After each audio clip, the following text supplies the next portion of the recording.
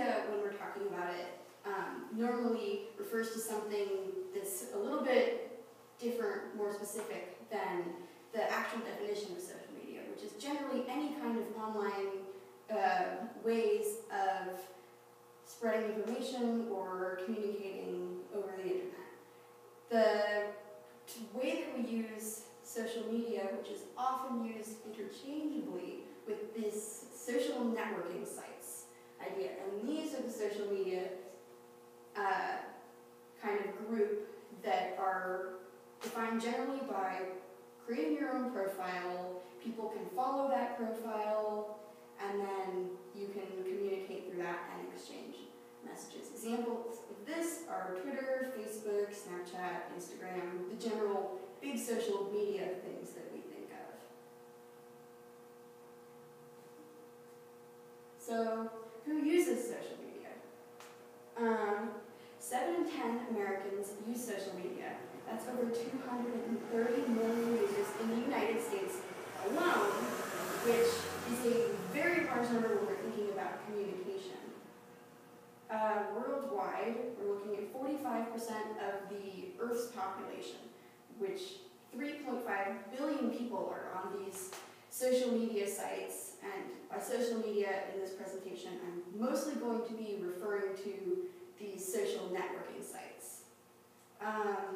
And then we have this, particularly teens are on social media even more than these bigger statistics of like the entirety of America. That's just about 70% versus between just over that in teens are on social media. Most of them saying that or just under half say that they use social media almost constantly. So my research question,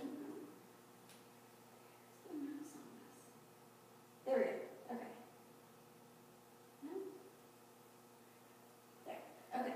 So my research question for this topic is, to what extent does social media have an effect on relationships? And my thought here was, for my thesis overall, is that social media has an overwhelmingly negative impact on relationships due to both behaviors directly affected by social media use and more indirect consequences often associated with these behaviors.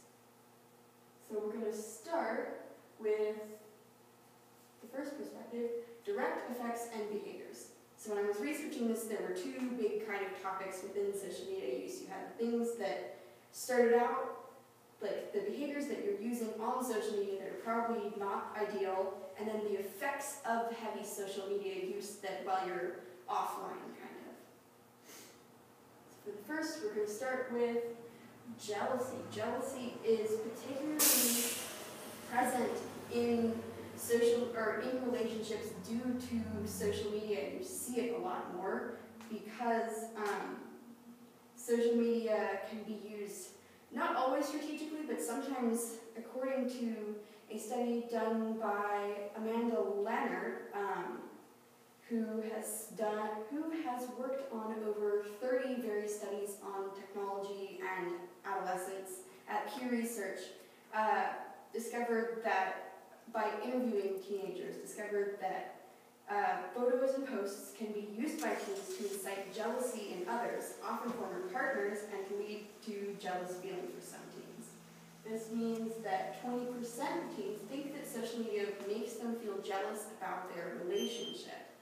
And we get a second study performed by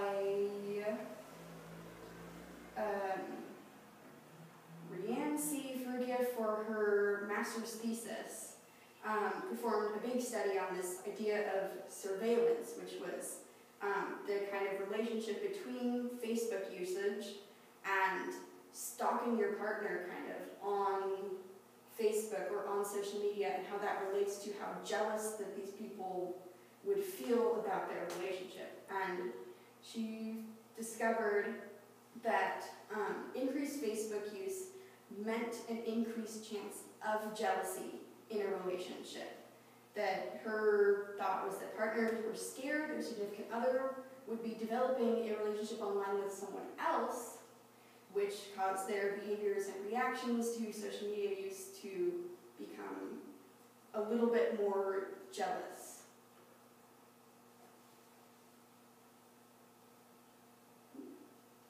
Okay, next up is oversharing. So the dictionary describes oversharing as revealing an inappropriate amount of detail about one's personal life.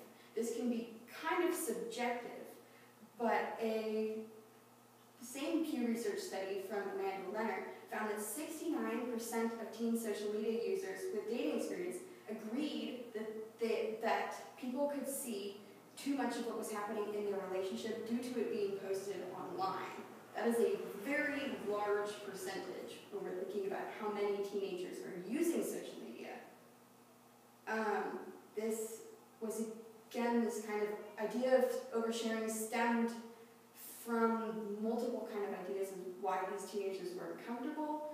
A lot of them came from insecurity of where they were in the relationship, which is a big point that came from Dr. Benjamin Zulu, a Kenyan psychologist who believes that oversharing basically means that the person who's posting all these things is extremely insecure about their relationship.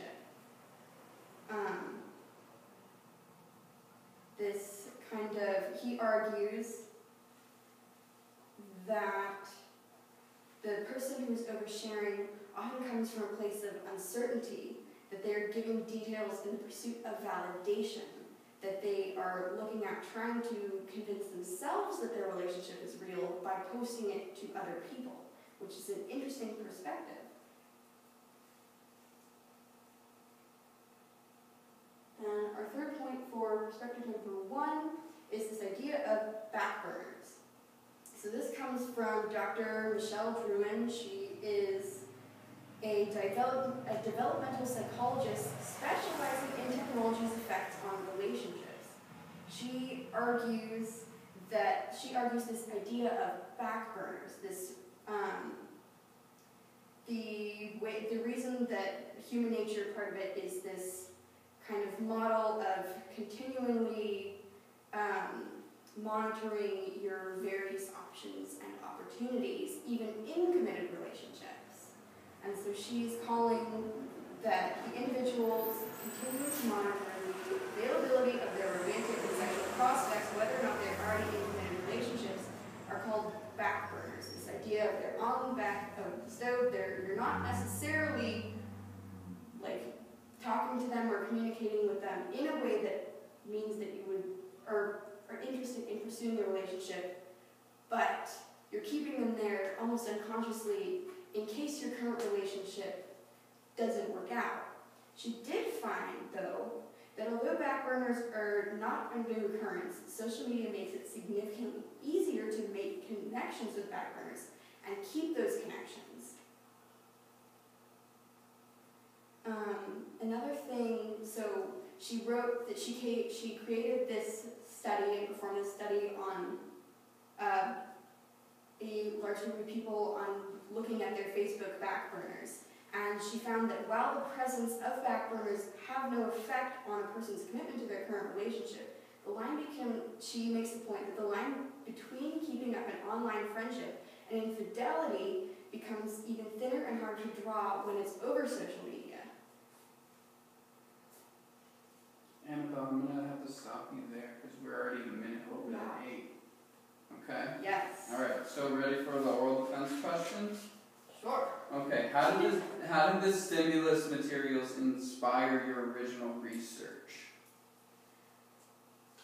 Okay, so my original thought, the stimulus materials were they seemed a lot of the information was about technology, and I was particularly fascinated by the article on Sophia, that it made this claim that they're creating Sophia to foster important or real emotional bonds with humans, and there were kind of two parts to that. One thing was that I wanted to figure out what constitutes a real relationship, why is that important, and the second part of how does technology affect that? Like, why do we want a robot to have like a human relationship with a human? Why is that a thing that we're aiming for? Can we get that because it's technology? And then that kind of spiraled into the second article on video games. And there was a thing about the video game world basically falls apart, and then there's, I believe, a particular line that one of the gamers that was interviewed says something along the lines of, the game cut out, I wasn't able to say goodbye to all of my gamer friends. And so it made me wonder, along with this, what is a real relationship? Are these relationships that are completely online, are they real? Excellent. And if you had more time, what additional research would you conduct related to this issue? That is an interesting question. I think my question changed a lot over this period that I was researching. And so it started out just as romantic relationships, and then I was doing more research on this mental health and video game addictions and things that I think it would have been really interesting. If I had more time and like a larger word limit, I think, I would have gone into a little bit more in depth in this idea of social media and social anxiety, and social media and depression in particular. There's a lot of information on that I thought was very interesting. Great, thanks so much.